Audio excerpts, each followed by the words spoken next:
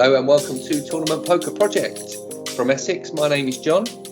And I'm Jon Tain. And we are two recreational poker players, and this is our journey, our learning journey to get good enough at poker to go and crush the World Series of poker. We're not professionals yet, and maybe we never will be, but we want to get good enough to compete, don't we, Tain? That's the plan. Yeah, good enough to make some of the old stuff stick that keeps getting pushed out with all this new stuff. So it's all there at once. And then when we sit down, people are scared of us. Scared? So I think they'd be scared of you anyway, Tain. You look a little bit, sometimes, if you don't know you look a bit like a thug sometimes. Yeah, especially when I get my insane in the Tain t-shirts made up. Insane in the membrane, and then insane in the Tain. Insane in the Tain. That's awesome. So what's been going on? You've been studying much? You've been playing much? What's happening? I'm having a bit of a lull, and I'll be honest, I am shocked at how not being in full practice, even just reading or listening or something, has made some of my games suffer a little bit. Like it's noticeable. And the thing is, some stuff is still good. Some stuff is stuck. Some parts of hand reading, I'll sit down and I'm fist pumping because I'm like, I knew that. I've read it. I've read the action. I've read the player. I've read how the action went. And then the next hand, I'll do something completely stupid. And I'm like, how have I allowed that to happen? Like, what part of my game has just donked? Like, I'm playing a big tournament. What was it? 1,000 runners. I think it had like 15k guaranteed. I got up to 20th in chips, not a million miles from the bubble. It was far enough from the bubble that ICM weren't enough to stop me playing like an idiot, but I weren't a million miles from the bubble. And I'm thinking, I'm all right. I'm in the cash. If I just fold, I probably will min cash. So if I just keep ticking it over, I'm probably going to cash all right.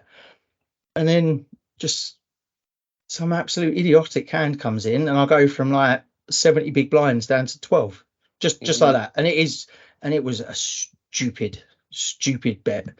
And it's like, I look back and I think, I don't know what computed wrong there. Yeah, there's two little bits of wire that have disconnected in my brief 1.5 weeks off. So anyway, how's things with you? Yeah, all right. I just want to say I don't condone just folding your way to the money. That's sad.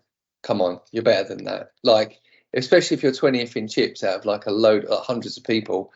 That's especially as the bubble comes, like the soft bubble. You're not quite right on it yet, but you're getting there. People do start thinking about folding and checking a lot more, and that's the time to put the pressure on. So don't beat yourself up too much. It could have been just unlucky, running into someone that had it or whatever. But I'm good, man. So I went into that satellite that I was telling you about. Yes. So a £10 rebuy, and then there was like an add-on, and you could double rebuy as well. So you'd actually end up with you end up paying £20 thing. But anyway, I ended up paying 50 and then won a seat. So I won one of the 5 seats available into the next step satellite. So it's like a 3-step thing. So through step 1, which I'm chuffed about, then on to step 2. Step 3, if you get a seat, if you win one of the packages in that, it's a package to go and play at the WPT in Las Vegas. And I've only done step 1. I've got such a long way to go, but I cannot stop fantasizing about flying out to Vegas and playing in this tournament, like what it would feel like, what day one would be like, how I'd feel it myself. Would I be studying first? Would I just be meditating? And I'm just doing what I shouldn't be, which is completely letting the fantasy take me away from just thinking it's another game. I need to approach it. I need to win a seat in the next step, and that's it at the moment. Let's focus on winning and keeping my mind in the here and now. But hey ho, it's been fun fantasizing about it anyway. Yeah, you're getting a bit of a name for yourself as a satellite guru down there. Well, I mean, I've played 3 satellites down there, and I've got a seat in 2. So I suppose that's pretty good going. I would say that I don't think that's a sustainable ROI for me. But Yeah, it of course is nice. It is nice pretending that I'm just excellent at satellites. But this isn't tournaments where like 30% of the field are going to get a seat. This is like 50, 60, 70 runners and 5 get a seat. I mean, you're really having to last past. For the other ones, the other two, but this one that I played this week, there was only 2 tables. Oh, really? So it was a big overlay. So, not big. I think they gave away 750 quid's worth of seats, and I think they had something like 550 quid's worth of entry money. So it was quite an overlay. 2 tables, but there was a hell of a lot of rebuys. That's why everyone was just burning through it. So it was pretty mental for the first sort of 3 hours, and then it really slowed down. And then once you was on that final table, it became this completely different game where we're all sitting there. I was second from shortest stack, so I was kind of being extremely cautious. I folded pocket 10s at one point because of someone opening in front of me. I folded pocket 9s when it was an overpair to the flop, when there was 2 other players in the pot betting and calling in front of me. It was just playing a very, very tight game, and it worked. I won a seat, and I was the short stack. Apart from the guy that went out, obviously, I was the shortest stack that won a seat, which I'm quite proud of. I think that's kind of the way to go with satellites. You don't really want a huge stack by the end of it, because then you've taken too many unnecessary risks. Yeah, that is perfect strategy. Yeah, so I'm pretty chuffed with it. It's just the more and more I play, like especially live, it makes me realise how much I love live poker, and that all of my learnings online and studying and all the way I'm doing it is all about memorising and being able to play live. I don't want to have to remember anything, or so I have charts up or anything like that. I just want to be able to play live on everything's geared towards those big ones in Vegas, if you know what I'm saying. Yeah. And it's such a different experience live. It's so much more time to think. You can see people's faces. I love the extra layers that come with live play. I do. I was just gonna say, even though some of them layers are to my own detriment. Right. So I love that. Yeah, online I can make notes on people, obviously, but I will never associate any style of play or exploitable mistake that they're making regularly to a player name, like an online name. But in person, there'll be people I've played last year, and when I sit back at the table with them, I'll remember quite a lot of things about the way they played, like if they were loose or whatever. So it seems that I'm good at associating that sort of data, like frequencies or mistakes or exploitable tendencies, with an actual person and their face, but I can't do that online. I just can't do it online. I just don't seem to be able to relate to the name. I see a name and I think, oh yeah, I feel like I recognise the name. Couldn't tell you anything about them, what they're like or anything. Yeah, I've definitely played against this seat 1 before, who we've got in front of us, and Ubrix. I played against him. He's played against Ubrix. Yeah, he's really, really good. Underrated. But one of the things that they talk about on a lot of other podcasts, which is good advice, is when you see a passive player suddenly become aggressive? Yeah, I mean, like literally just put your hands down and relinquish power. That someone who's just check and never putting money in the pot of their own accord, who all of a sudden is raising you, as they're gonna have it. So unless you've got it better, just get it away. But in live play, aces. Well, this is it. But sometimes you just miss that. Sometimes you accidentally think, they're playing passively when you've missed a few of their actions, things like that. But live, you physically see that person shuffle in their seat a little bit, and all of a sudden they're counting their chips. So they're like, the croak in their voice that you've been trying to listen to for the last half hour is suddenly a bellowing boom that you could hear from the toilets. Just that kind of, and people don't realize they've been playing so passively, waiting for this moment. They just can't. They're not good enough to control themselves. I mean, if they were good enough, they wouldn't be playing that way. That's why it doesn't work. I think as the stakes go up, or as you get deeper in the MTTs, and you're generally left with some of the better players, that's why it just doesn't work playing only the very best of of cards, because everyone just knows what you've got, and they'll just get out of the way, or or they'll have you. There'll be like an ace on the board, and they know you've got one, and they've just hit a set, and they'll you can't then fold your ace king when there's an ace on the board. You've got to play it, and yeah, you might get lucky, but I don't think it's a profitable way to play. No. And I've looked at some of my stats in the last month, and most of my profit, almost all of my profit, isn't from huge, massive wins on hands that were on the cusp, or set versus set or anything like that. Even though you do get some good solid profit from them kind of hands, it's more from steals and well placed bluffs, but on the flop, that's all I won. An extra bet, that kind of thing, and it's just an accumulation of lots and lots of them hands, because you know what you're doing, or well, I hope I know what I'm doing with the ranges that I'm playing, and I know the best places to steal. And it's only the good times when you've actually got solid value, or you've got solid value in your range against the right player, that you get them extra big wins. But yeah, trying to step up. Yeah, let's jump into a hand. So yeah, go for it then, Tain. Do you want to talk us through? This is a hand that I played, but if you want to kind of host us through. Yeah, so anyone listening, we are doing a little switcheroo to see if it changes or improves the delivery. So I'm going to be reading a hand that Jon has played, and this is fresh eyes. All I've seen so far is that Jon is sitting on the button with ace of clubs, 10 of spades, and let's try working out where we're at. So blinds are 800, 1,600. So judging by that, we're fairly moderately through a we're multi-table tournament. I think we're about 3 or 4 tables from the final table. Cool. And this is the stage. The blinds are next up is 1,000, 2,000. I think that's when they're going to start getting a bit jumpy. We are sitting with just under 60,000, 58,000.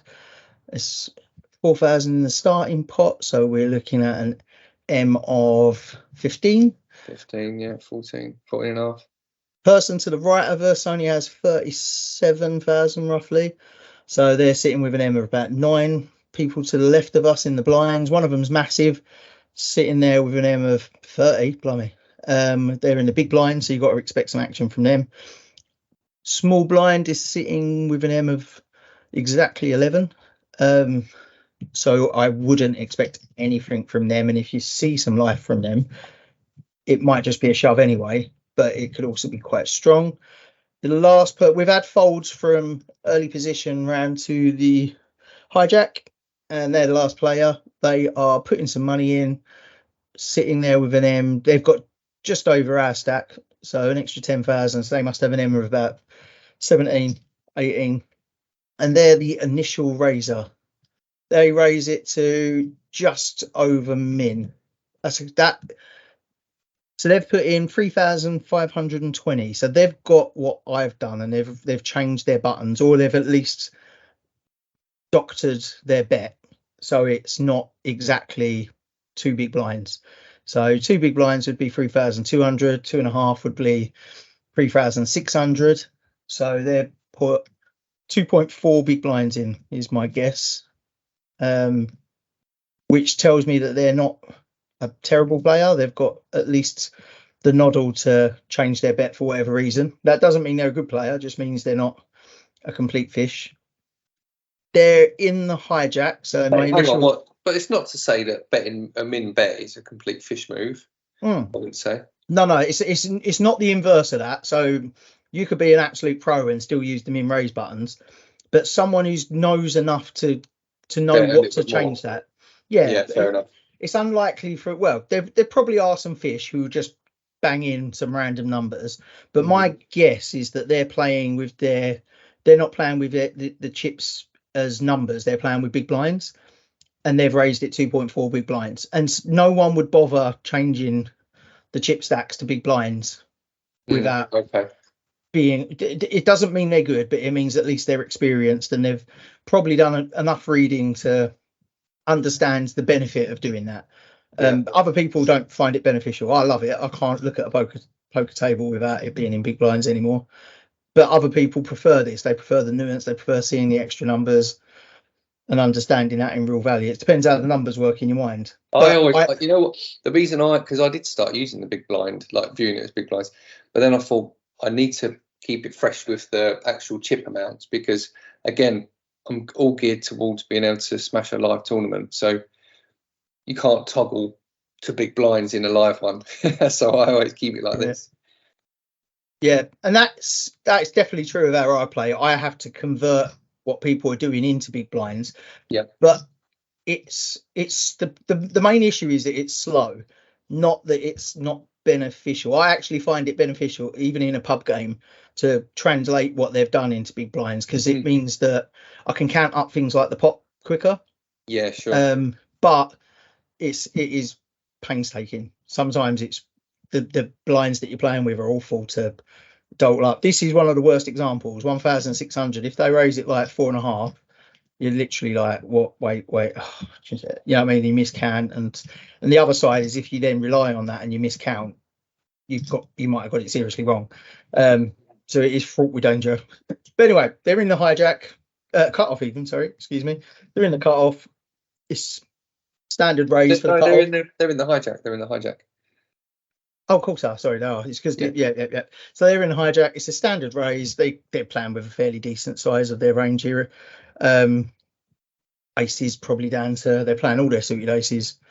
They're probably playing most of their offsuit aces as well. Yeah, your ace 10 is good in this position. It is a free bet in my eyes. You've got position as well. It's not saying would you free bet actually? Is there any? What's the benefit of free betting? Because you're actually only strengthening their range. Is that desirable? I would free bet because I want to be pushing out the small and big blinds. Yeah. And I think that's the driving factor, not I actually want to leave the hijack with as wide a range as possible. So out of the balance of the two, one of them's leave the hijack with the biggest range they can. The other side is free bet it to try to get heads up. I'm leaning on free bet. I like a free bet here as well. It's actually, I think, GTO wise, I think that's actually ace 10 offsuit facing a hijack open. A 3-bet is actually considered a bluff 3-bet. I'll have to double check that. Yeah, I think it is. Not that I think if you went 4-bet, you'd probably have to fold it. Is the reason you'd call that a bluff 3-bet? It's not that you hate a call, but if he calls, that actually gives you some good information, and it also has the benefit of meaning that you are the pre-flop aggressor. So you're on the button, so you've got a position. You'll be the pre-flop aggressor, and he's capped his range by just calling your free bet. So for those three reasons, I think a free bet here is fantastic. Yeah, I think the offsuit's actually significant as well in that for that reason. You're probably blocking most of what you'd want to be calling, other than the stuff that's got you dominated. That's 10,000, something like that. Yeah, there you go. Just shy. So we bet 9,600. So yeah, so it's around about 3 times the hijacks open there. Nice. And we see 2 folds, so that is the best outcome to this position, and we only get a call, which is the second best outcome. I'd say a fold there is probably the best thing, but it's not too shabby that we've got a call. So yes, the hijack who opened calls our 3-bet.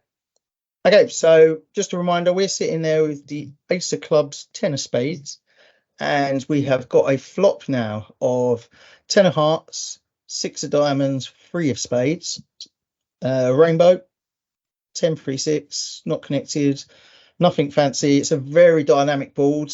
The pot is just over 23,000. We are now sitting with 48,000, and the villain is sitting with 60,000. So what's the SPR? 2. Our SPR, we're the effective stack. SPR is 2, which is lovely because we are in. If they bet, we're in potential jamming territory. So what would our strategy be? We've got a hand which is good. We want to stack off really, Yes, we've got a hand that's good now, and it probably won't be. Oh, well, I don't know, because you've got the ace. There's only kings, queens, jacks that could come out and upset you. And again, they need to have hit that. So yeah, if the SPR is low enough, or you're just getting it in. The thing is, this is a little bit of a grey area, I think, because we 3-bet pre-flop and got the call. The pot is really big compared to what it would be if it was just opened and called, right? It's really, really big. Having a 15M pre-flop, right, and we were the shortest stack out of the two people left in it. A 15M is way too big an M to be thinking about just stacking off with top pair.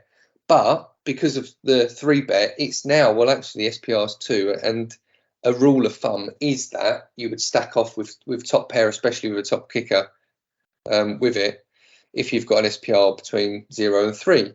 So it's kind of like we're caught between two opposing or conflicting trains of thought or ideas, which one being, we want to get all the chips in now because we've got an SPR2, and the other being, well, we've got 15M pre-flop. We could still get away from this and have an M of 12, which is more than enough at this stage of the tournament. That's really quite healthy generally. We'd, looking at this table, we'd be average kind of stack. We wouldn't be at the bottom and we wouldn't be at the top. So they're kind of two conflicting things. So although it is an auto stack off compared to SPR, considering SPR, I don't think it's like, let's just get it in, because you don't need to. You could almost play it a little bit more cautiously and see how it goes. I get that. I don't know how much I'd rely on it per se, because I'm thinking at this stage the only hands that are beating you are tens, which you've got one of them, so it makes having tens incredibly hard. A pair of threes and a pair of sixes. A pair of threes, I think, is too fishy for them to be calling the 3-bet, and a pair of sixes probably should be, but I don't want to rule out them having a pair of sixes just because I don't know the quality of player. There's a lot of players that would call the 3-bet, even though they're out of position with a rubbish hand and you're not deep enough to set mine. That doesn't mean they wouldn't do it. But the truth is, I'm not really considering sets, because everything that applies to you being cautious about your SPR applies to them having hands that kind of want to get it in pre-flop. If you've got threes, you want to get it in pre-flop against ace 10, because you probably, you're ahead. It's the only chance you're going to have of being ahead. I mean, they're not pushed to do that with their stack, but if they're raising anyway and calling a 3-bet, I don't think he'd push with threes or sixes, because his M's way too big, and I've just 3-bet him. He's got to be a little bit cautious. But what about things like a pair of like pocket jacks, pocket queens? That's what I'm getting onto. So that is the hands that I've eliminated from their range. I don't think they've got jacks or queens for certain, because they're the kind of hands that they'd want to protect with that 4-bet shove. They're the hands that if I get it in there, the chances are they're folding and I'm picking up a healthy 3-betted pot. If they call, I'm probably in good shape, 50-50 at worst, against most hands that it's only aces and kings better. I do see aces and kings as slow playing, and I also see any of the other ropey hands, but you're ahead of every other hand. You're ahead of ace queen, ace jack, ace king that might have just called. Is it fair to say then that really the only hands that we are behind at the moment is pocket aces and pocket kings? Yes, that's kind of where I'm going. They might have tens. I just think it's a hard hand for them to hit, so I'm just going to I'm going to disregard it basically. And for us, any picture card is bad. There's not too many of them out there, but that doesn't change things. They're the most likely holdings, so we'll see what their action is, and they do check. But then you're the pre-flop aggressor, so even if they've got the aces and kings, they're checking. They'd protect their checking range with that. So I'm not over betting shove. So what do you think here then? So we've been checked to. We've got, this is exactly what we wanted. Top pair of our ace kicker. It's a rainbow board. It's not that dynamic, is it, at all? Really, 10-6-3. There's a potential Well, 4-5, I don't think so. You know, if they did bet 4-5, like if they opened with 4-5 pre-flop, I don't suspect they're calling a 3-bet with it. Maybe they are if it's suited. It's probably one to call and have that lower piece of the board. So it's there. It is a concern, but it's not completed yet. They've not made a straight. So this is, to me, this is a bet all day long, and probably quite a small one. I want them to continue with hands that aren't made yet. You know, I want them to continue with maybe something like Jack Queen, that's got some backdoor possibilities, and two overcards to the board that they might feel like they can float and see what happens on the turn. So I'd want to call bet small enough for them to actually continue with those sorts of holdings. Yeah, I'm thinking two things. First of all, what kind of bet would get calls from King 10, Queen 10? Which I think you can probably bet bigger from that to get value out of them hands. Mm-hmm. The other side of it is how many, if we're happy for Queen Jack to come along for the ride, how many turn cards are good for our range compared to how many turn cards are bad for our range. So if we see any picture card, so if we see a Queen, a Jack, King, we're obviously worried that they've hit that, but the chances are they haven't. Even though it's their most likely holding, there's still more chance that they haven't hit than they have. So would that be a double scare card for us to be holding as well? Is it so, for instance, they checked you again, and I imagine even if they've hit, they check him. If we then bet, can we just assume that we're only getting calls from hands that are now beating us? What, on this flop? No, yeah, I'm thinking ahead for the turn. What our action would be for the turn. So if we're betting small to allow cards to come through on the turn, yeah. If a picture card comes, that might be trickier. Are we now in a position? So basically, if we're going to struggle to bet any picture card, are there enough cards in the rest of the pack, 7 and below, for instance, 8 and below, that we're happy with, that we can continue betting for value? Or are we putting ourselves in a position where we probably should get the money in now because most turn cards are not going to help us? I think we do have enough of the deck that we can bet small for value. Okay. And what just size? hope. Yeah, what hope size it's not. Do you like? I mean, my go-to's third of the pot, so about 7,000. 8,000. Perfect. Yeah, I'll pop in 8,000. It's funny actually how consistent our train of thought is. You say these figures and it's like, yep, that's pretty much what I bet. Really? So yeah, I do bet 8,000. Yeah, I like your thinking. Fine. So, and they've just called. Now that says that should mean they feel they've got moderate value. They could be doing it speculatively, and we'll find that out on the next street. But that should say that they think they've got speculative value. So that could be 9s, could be 8s. It could be King 10, Queen 10, which is superb if it's the case. Mm-hmm. In fact, it doubles down on whatever the next card would be. That's a Jack. Right, so we've just had the turn come down. That's the Jack of diamonds. So that's now 2 diamonds to the board. So if they did have that as a back draw, it's now a full draw.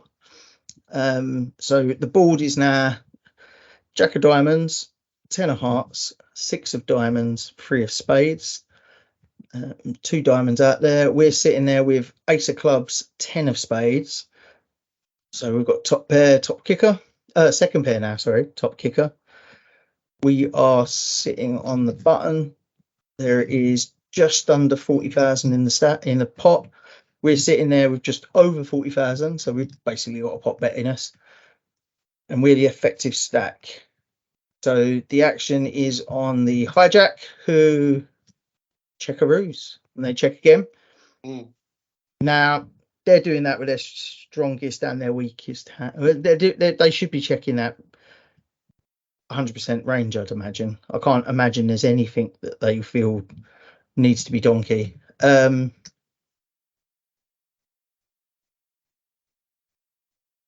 Yeah, Yeah, it's a worry. I mean, we're talking about Queen Jack. You know, that's one of the likely holds, isn't it? King Queen, Queen Jack, King Jack. Maybe even Ace Jack. You know, he might have opened with that and just flat called. So yeah, So it is a worry. if we were saying we're targeting overcards as Mhm. well as weaker tens, they've still got ace 10 for a chop, but king 10, queen 10, king queen. They've got an up and down straight, but that's a bit of a gamble. They've still got ace king, ace queen. There are some hands that have now got there. Yeah, and there's some. It feels like. I mean, we could probably do the maths, but it feels like half the hands have you know got something. You know, hit that jack. Half the hands haven't. You know, like there's still, like you say, the king 10, queen 10, but jack 10's now loving life. Even, you know, queen jack, king jack, loving life. So it feels like a bit like, well, this is now a marginal situation. And so my thinking is let's check this behind. Yeah, I'm just thinking, I think I'm agreeing. I'm working out if we continued with our third pot bet, would a king, I'm sure a king 10 and a queen 10 had still come along despite the jack. They might be a bit more cautious about it. I can't imagine king 10 putting it away. If they've called the fact that you bet the flop, the jack didn't necessarily mean anything, especially if you continue your third bet sizing. There's no reason to think that the jack improved you necessarily. It feels But like, sorry, yeah, so Karen. I was going to say, but do we want to open this up to more betting? Do we want to open it up to a check raise when the It hands just, that we were targeting might now stop calling? yeah, yeah. It just feels risky. It just feels like we're so deep in this tournament. You know, we've got to start considering ICM a little bit. You know, we're probably too far from the final table to start thinking about closing up. But you know, second pair now on the board. He's checked behind. That could be that he's got that king queen. He's got that open ended, or he's still got a 10, but with a queen 10 or something. But it could also be that he's now slow playing top pair, and this is exactly why he floated the flop, and he's waiting. And if he is slow playing something that beats us, he's not going to be able to check again on the river, because that's his last chance to get value. If we check behind here, he knows we're probably going to check the river as well. And if he is beaten, if he's now got that jack, for instance, he would have to bet the river. So I feel like this is a check this turn, see what he does on the river, and then act accordingly. Yeah, yeah. And in fact, the only thing I've got at the back of my mind, other than Jack 10, which at this stage is a monster, because I don't think they've got any of the sets. So top two pair is as good as they could have. Mm-hmm. They'd want to bet that because it's exposed. It's not. The board is still quite dynamic. But then King Queen, King Jack, Queen Jack, Ace Jack. They're not.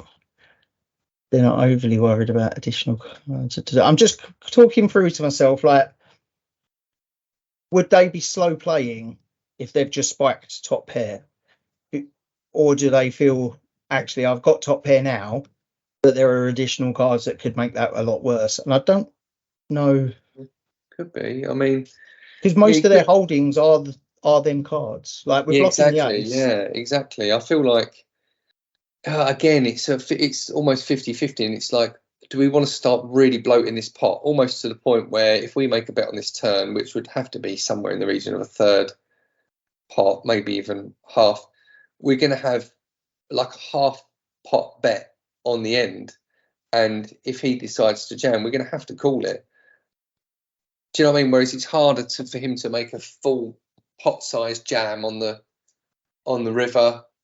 I don't know. Maybe it's not. Yeah. Maybe it's not. Maybe there's no way. Maybe it's one of those things where almost no way out of it. But I think I could get away from it if he jammed. Yeah, I think we were always worried about the jack, like any picture card coming. Yeah. Yeah, I feel that if they've just hit ace jack, king jack, queen jack, there's very few river cards that they're worried about compared to ones that they're happy to continue. So they would continue their passive checking. And then yeah, I completely agree that a good hand will want to disguise it to check, maybe even just check call rather than a check raise, because they feel that there's good value, and then maybe come out with a small bet on the river. But yeah, so check behind. I'm agreeing with. I would probably have bet this, continued my third pot bet, and I think that's a mistake. So let's go with a check. I do indeed check. Worst possible card has come to the river to haunt us. It's the Jack of Spades. You think that's the worst possible card? I like the Jack of Spades here. Means it's less likely they got it. I think it's less likely they got it, and he checks. This to me is exactly what I wanted. When I checked behind on the turn, I wanted to see what the river brings. Most, like, obviously the card, but most importantly what he does. This is, if he's got a jack, he's now got, he's now hit trips, and he's checked, right? He hasn't got the jack. Come on. There's no way, like, this is his last chance to get some decent value, right? There's the pot is the same size as my stack. He knows that I would have to call something here. If he put in 10,000, 12,000, I'd have to call it if I've got a 10. If he had another jack, he would be betting here, and he checks. Yeah. This is what I want. This is what I wanted to happen. 100%. I've relinquished my idea that this was a bad card. It's not bad. It's good. But what do you do? What do you do? Do we take the risk? I mean, I was playing cautiously. We don't want to inflate the pot. This has kind of given me the confidence to go for some thin value here. It feels like, this guy's not got a jack. What he has got, I don't know. Hopefully, like you say, it's one of those 10s. So I reckon I agree with your logic.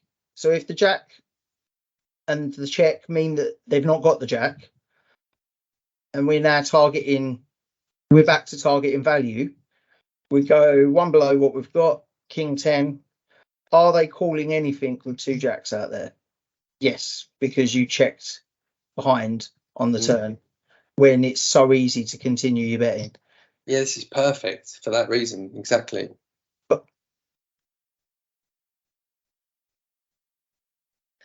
Yeah, so, I think we're running out of hands for them to be calling with, but that doesn't make a difference because they're folding. If we bet small enough, then it's hard for them not to call. There's like 40,000 in the pot, or just shy of 40,000 in the pot.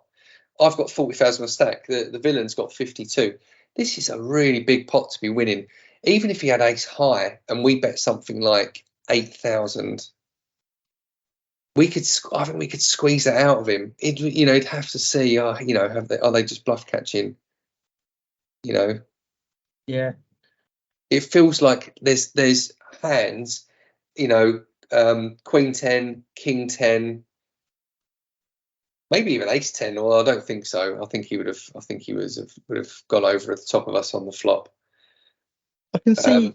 It feels like there's a few, and even like the ace highs, it feels like would call an amount. So this to me is like thin value time, and it's trying to work out how much they would call. Yeah, I mean, you got your ace 3, your ace 6. I think they're in their range. They shouldn't be, but maybe they are if they're suited. They could be, yeah, absolutely. Especially if they had, it feels nice. If they've got like ace 3 of diamonds, that'd be a lovely turn to just check back and see if you get lucky and you think, well, let's just call it. Okay, I'm on board, and okay, I'd be betting less than 10k. Okay, yeah, that's less than 10k seems good. I mean, if we were to try and push it to like 15k, it could. The thing is, when you bet a bit bigger, it can make it look like a bluff. and he's, you know, we want him to be bluff catching. So it could be that if we make it look more like a bluff by betting a bit bigger, he would call it. But this later stage in the tournament, with some softer players still out there, I think we'd be scaring a lot of people away. So yeah, something in the region of maybe 8,000-9,000 seems good. Oh, even cheekier, 6,400. Yeah, it's off on tiny. Okay, so what is that? Yeah.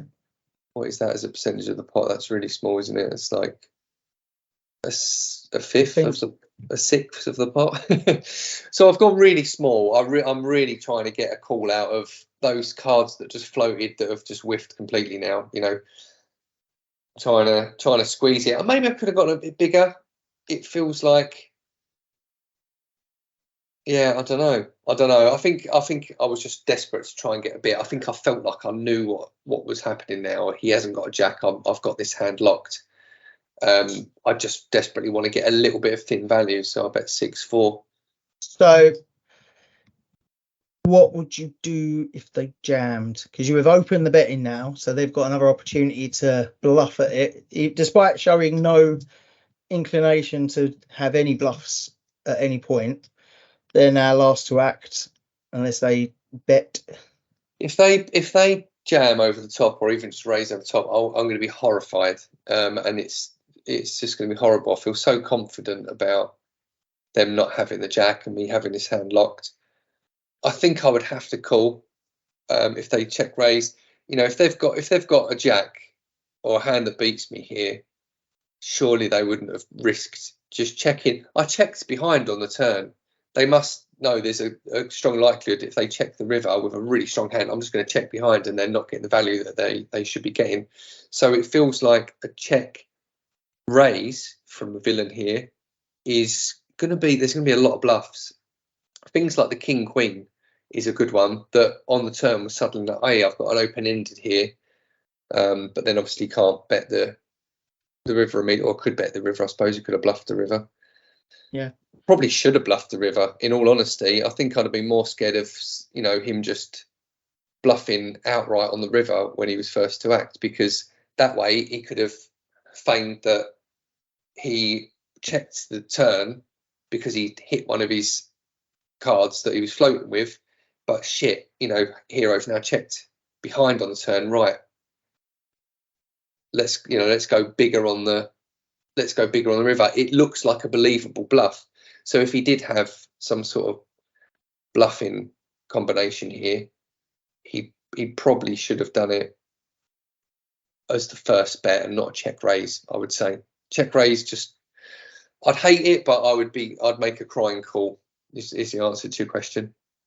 Cool.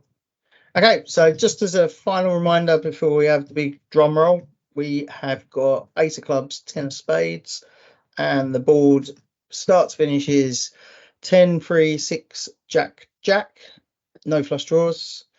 So we're sitting there with second pair, but there are 2 jacks over ours.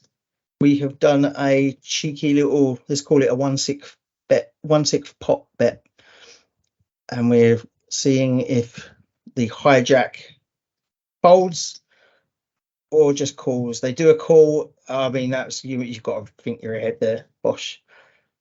And they called with pocket fours. Now, the only wheel it back in, and people can't see it at home, I'm doing a fish action, trying to pull the fish in. I was unsure if sixes were in their range given their action, and we said for certain that threes really shouldn't have been in their range.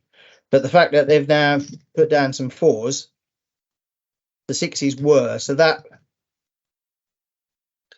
Well, here's an interesting take on this, right? He was actually over 16M pre-flop. So he's open with pocket fours is perfectly acceptable. From there, you can open with as low as pocket threes. Calling with pocket fours or pocket threes, calling a 3-bet, I'm not sure that is quite so. It probably is. You probably should do it. I mean, he'd already put in 3, so he had to put in another 6,000. Another 6,000 to win my 40-something thousand stack. So actually, if he's playing to hit a set, then no, he hasn't got the odds to call that 3-bet. But No, whether or not he should be calling a 3-bet or not, for other reasons, like maybe, I don't know, when the board's lower, he could maybe bet that a bit more and get me off of it. I don't know, and that's something I would need to study. It feels a bit borderline. No, I mean, from what I remember of free betting ranges and defence ranges, 4s are never in a calling range ever. Okay. Just because even when you're set mining, you need to have like 100 big blinds effective as well. So not even just his stack, like the effective stack needs to be like 100, because you need to be winning serious match just to add up. Even when you hit your set, you might not get stacks. No, So, well, this is it. And best case scenario, you do stack your opponent. You've got to have something like 10 times the bet in their stack that you can win to make it minimally worth it. So the fact that that's only if they actually stack off to you when you hit your set. So yeah, like it doesn't even qualify on that level. So yeah, it probably isn't a call, is it? It isn't a 3-bet call. no, he could have shoved. I don't know if he's just a little on the too deep side for that to be a shove, but 4s are very often, or 5s at least, are very often in the shove bluffing range. Whether it's because basically the other consideration for them is you are on the button, so you have the widest range at this point. Well, one of the widest ranges at this point. So continuing with 4s isn't necessarily as egregious as against an early position opener, but it's just never a call, because that turns it immediately into basically a bluff set mine, and you're just in bad shape. Like, you really are in bad shape across so many levels. You're never good. There is no board other than a board with a 4 in that you are comfortable with.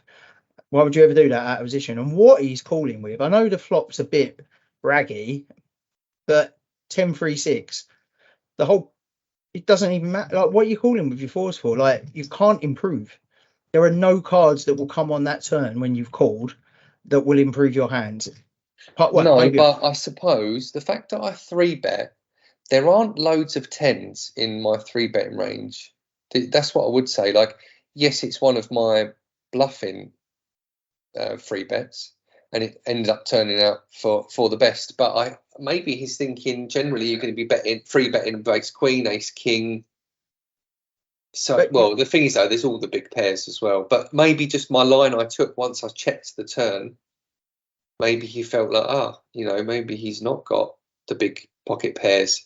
Maybe he has got ace king, ace queen, and he's actually c-bet bluffed the flop, checked the turn because shit, he's called me, and now I'm sitting there with 2 overcards, and then the small bet on the river was just too tempting. I don't hate it. The only thing I think the villain's done really wrong is potentially call the 3-bet pre-flop. Once he'd made that mistake, he was kind of in it. He was kind of stuck in it. He had to call my relatively small flop bet. There aren't tons of 10s in my 3-betting. No, but that's not a reason to call. Like, he should have donked. It's the only opportunity he's got to win on that board, and that's a board that benefits his range more than most. So yes, he should have donked straight out the barrel. This is one of the best chances I've got. That's a pretty good flop for me. Take a pot shot. The second one is he cannot improve, so he should not be calling, because almost every single card bar 4. So there is 45 cards that can come that are not good for him, 2 cards that are good. That's a terrible odds. So he should be raising, or he should be folding. Like, you don't call with knowing full well that you are going to have a worse hand very, very shortly. Like, the value of his hand will go down with almost every single turn. So calling is bad. It achieves he gets no new information. You've still got all your bluffs, but all your best hands in. Like, so raise if that's his action, that the flop is a raise. But the truth is, he shouldn't have been in that position. He should have donked, and when he didn't, he should have folded. Is how I feel he should have played that. The 4s had no place calling. I mean, it's got 2 overs, and it's a really raggy board. That's why you can't be playing a pair of 4s out of position. Yeah. In a raised pot as well. Yeah, the more I think about it, the more it's, why are you bloating a pot? Well, yay So for me anyway. I went up Well, yay to for you, but yeah, bro. 86,000 after that pot, and went on to win the World Series of Poker main event. Wait, what I do love is In that future. all the talking points that this person with a pair of fours, they didn't intend any of it. They're just No. playing really rubbish hands and they're playing it really weakly. But He was little do probably they just know. he's probably just annoyed with my I think I was playing a little bit out of line. I think the table had got too tight, so I was just playing a lot and just happened to have ace 10 on the button when I'd probably been Yeah, playing all sorts of crazy hands, and he was just sick of it. Thought, I'm but just going to cool you down, you know. but that's a really good example of how people are trying to respond to someone at the table they're uncomfortable with, but because they've not got the knowledge or the confidence to be raising, they think a call is compromise is the compromise. Okay, yeah. Well, he's been raising with everything, so I'm just going to call with my fours. And it's like, you don't realize you've actually got yourself into more trouble than if you just folded. Yeah, exactly. If he thinks I'm bluffing too much, by all means call down when you've got a stronger hand, maybe like a top pair, that if I'm bluffing or overvaluing sort of a lower pair. But really, pocket fours, you could test the water and check raise me on the flop, and then if I call or go over the top with my, well, as we know, it's an ace 10, then that's his indication that actually I have got it this time. Maybe you should stay the hell away. Yeah. So yeah, I think a mistake there from the villain. Nice. It's good when that happens. It's good when that happens. That's what we like. I love it. Have we got time for a real quick one? Another quick one? I do. Let me quickly get this up. So this is very, very, very short action. So I'm throwing a hand out there that has very little going on. Only a few streets. Just a few streets. There's only 4 streets in the whole hand. Any hand. And it is 2 of them. All right. Okay, it won't be one more.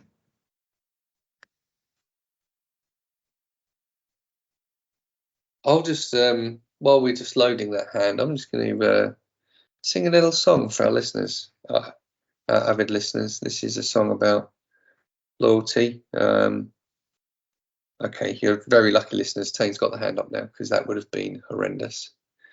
I'm just going to sing. Awkward for me, awkward for you guys listening. Going to sing out of key. Ming mang mo, ming mang me.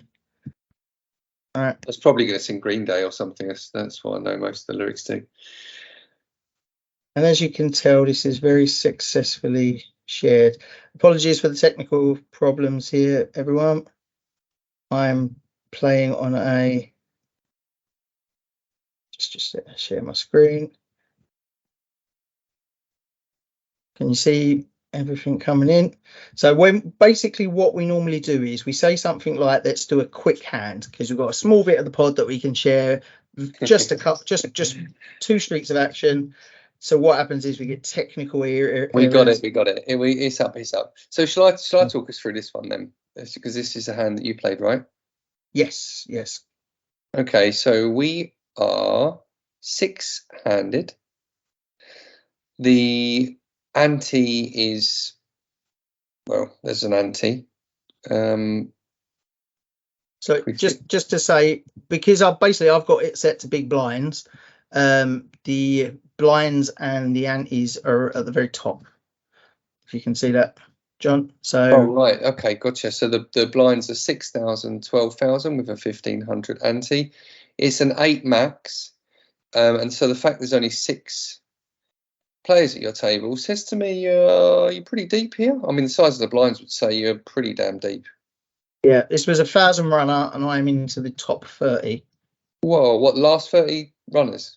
Last 30 runners, yeah. Okay, so this is big then. So is it 30? Really it was definitely in the top 100. Apologies, my memory is shocking, and I've. Well, the fact that there's only 6 people at the table says to me, usually they're filling up the tables and condensing them down. So if there was a multiple of 7, I suppose there could be a 6 with quite a few tables left, but it's less likely. But yeah, I mean, it's very deep anyway. So you're probably working your way towards the final table, so a bit of ICM consideration there as well, right?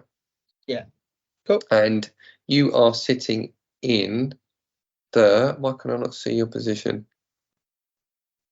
That helps. Big blind. You're not the big blind. Yeah, I'm big blind. Oh, you are the big blind. Yeah. Okay, the big blind. So what happens then, Tain? So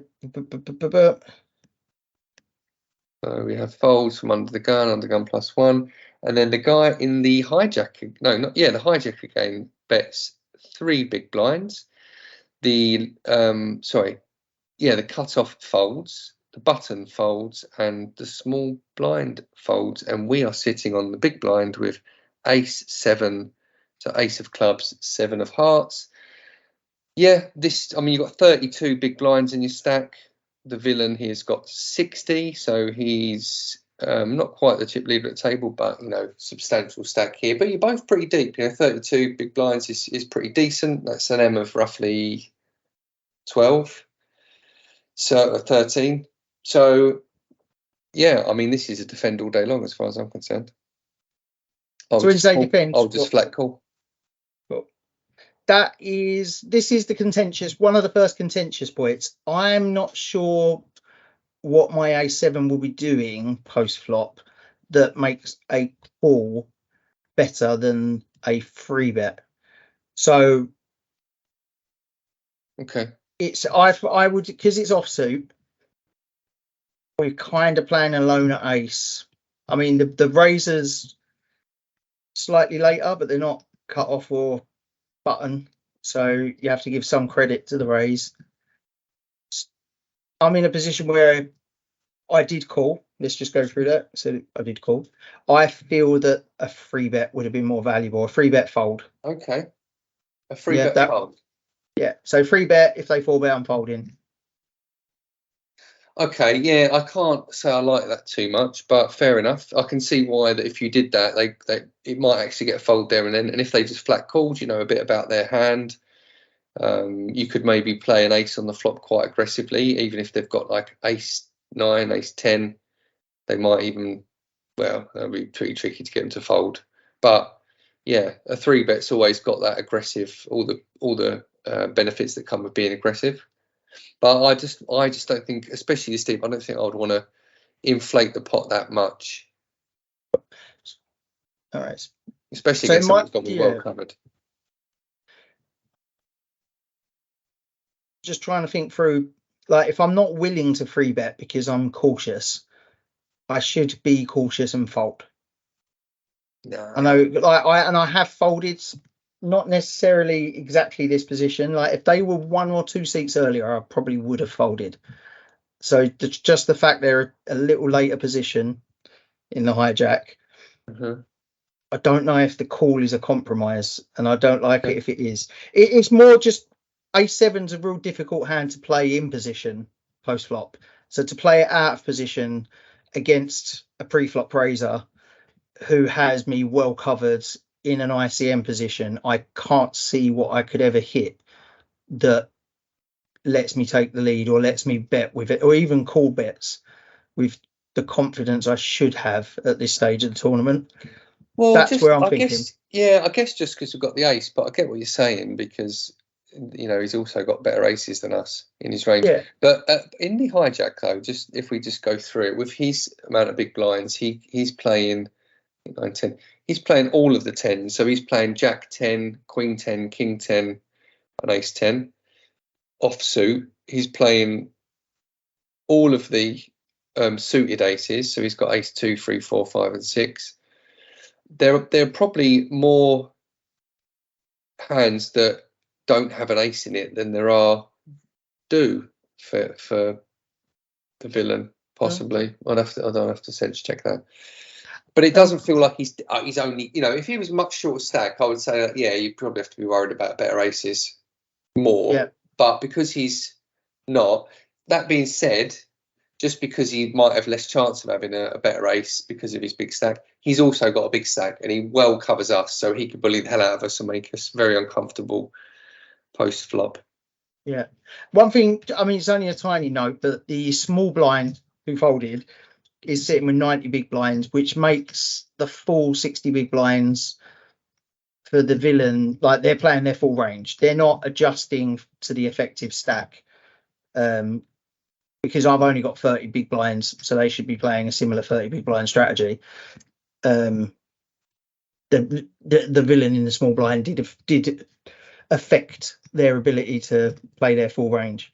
Yeah, I like it though. I like the call. I think you've got to defend. If you're not defending with ace 7 from, you know, a deeper stacked hijack open, what are you defending with? Well, it's basically I think the way my mind gets around it is that a raise here is the risk averse cautious action, because you will fold to most hands. It's not that it gives me the baton to go betting with gusto on every street.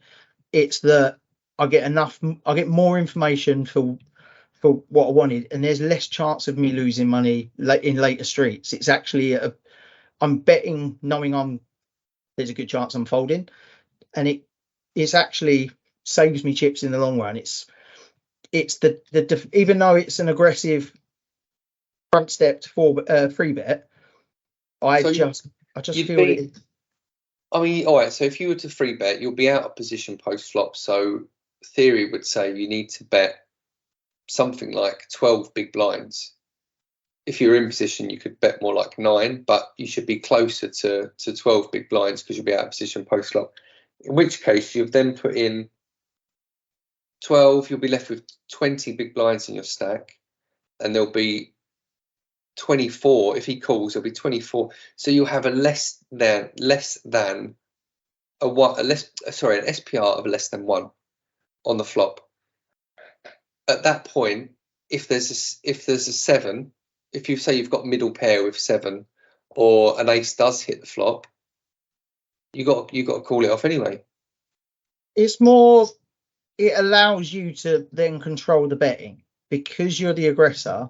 You can get away with 1/5 pot, and because you are the aggressor, and because that's a tricky amount, it's much less likely for someone to come over the top with pure bluffs. So when someone does come over the top, you just listen to it, and even though you've free bet and it might have cost you a little extra, you've got really valuable information. Someone who raises you leading out as the pre-flop aggressor is telling you, I've got a good hand in this place. I can't see too many people doing that with bluffs. They'd rather call it and see if they improve, so it's not a bluff on a later street because they've got position. So it means you can do these smaller bets, control the pot. You're much more likely to get to showdown because you're the person taking action than if you're the person sitting behind.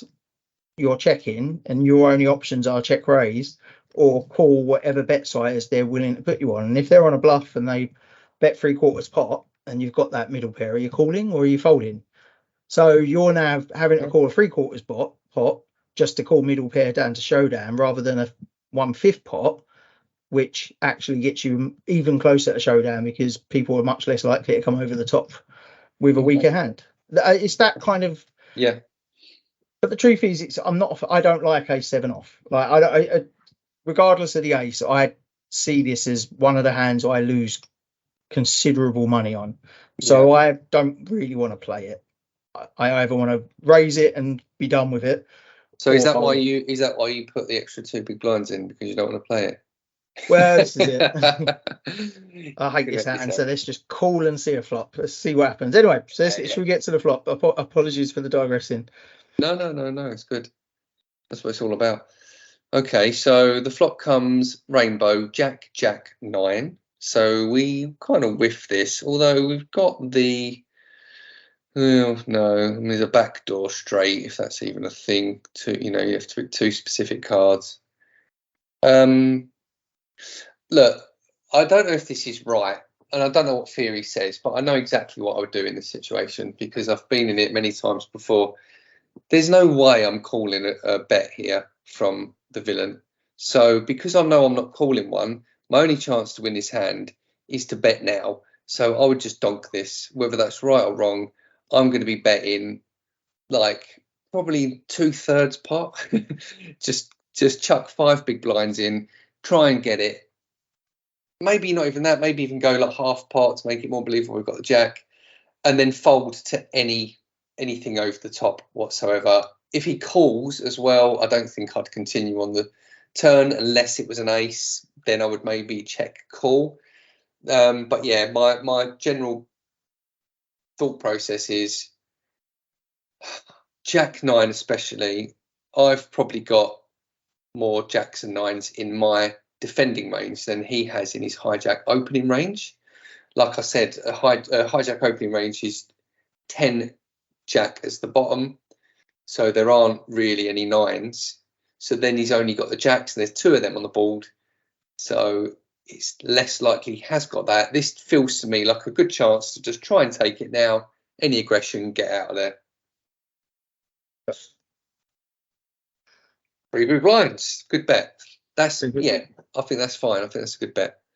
This is very, very much a repping. I'm doing everything I can to say, I've just hit a jack. Ooh, I've hit it. I'm not going to let you get away for free. Which is in hindsight, I don't think that's the smart action. Even if I did hit the jack, you let the other person do the betting for you, and if they check behind, then it happens.